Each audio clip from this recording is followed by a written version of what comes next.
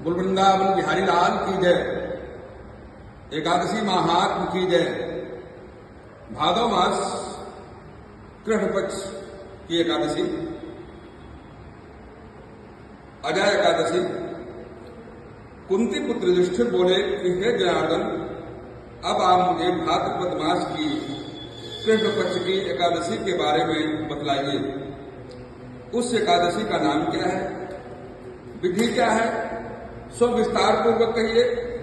श्री कृष्ण भगवान बोले कि हे राजन, भादव की कृष्ण पक्ष की एकादशी को अजय एकादशी कहते हैं। इसका व्रत करने से समस्त पाप नष्ट हो जाते हैं। जो मनुष्य इस दिन भगवान की भक्ति पूर्वक पूजा करते हैं तथा व्रत करते हैं, उनके समस्त पाप नष्ट हो जाते हैं। इस लोक और परलोक में सहायता करने वाली इस एकादशी के व्रत के समान विश्व में दूसरी एकादशी नहीं है। इस एकादशी की कथा इस प्रकार है। प्राचीन काल में एक चक्रवर्ती राजा राज्य करता था। उसका नाम हरिश्चंद्र था। वह अत्यंत वीर प्रतापी था, सत्यवादी था। उसने अपने स्त्री तथा पुत्रों को बेच डाला और स्वयं एक चांडाल का सेवक बन गया। उसने उस चांडाल के यहाँ कफन लेने का काम किया, परंतु उसने इस आपत्ति के काम में भी सत्य को नहीं छोड़ा। इस प्रकार रहते हुए उसको बहुत वर्ष व्यतीत हो गए, तो उसे अपने इस नीच कर्म पर बड़ा दुख हुआ और वह इससे मुक्त होने का उपाय खोजने लगा।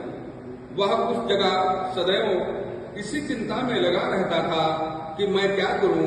एक समय जब वह चिंता कर रहा था तो गौतम ऋषि पधारे। राजा ने उन्हें देखकर दंडवत प्रणाम किया और अपनी दुख की कथा सुनाने लगे।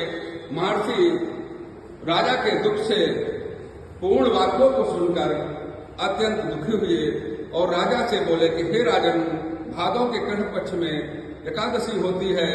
इस एकादशी का नाम अजा है। तुम उसी अजा नामक एकादशी का विधि पूर्वक व्रत करो तथा रात्रि को जागरण करो। इससे तुम्हारे समस्त पाप नष्ट हो जाएंगे। गौतम ऋषि राजा से इस प्रकार कहकर अंतर ध्यान हो गए।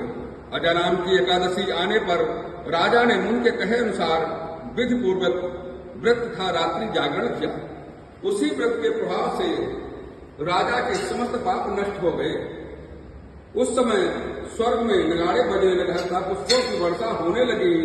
उसने अपने सामने ब्रह्मा, विष्णु, इंद्र, महादेव जी आदि देवताओं को खड़ा पाया। उसने अपने मृतक पुत्र को जीवित तथा स्त्री को वस्त्र तथा आभूषणों से युक्त देखा। व्रत के प्रभाव से उसका पुनः राज्य मिला। अंत समय वह अपने परिवार से स्वर्गलोक हो गया। हे राजन, यह सब अजय एकादशी व्रत का प्रभाव था।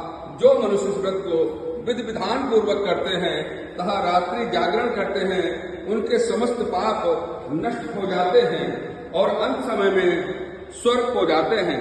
इस एकादशी कथा के श्रवण मात्र से ही अश्वमेध यज्ञ का फल प्राप्त होता है।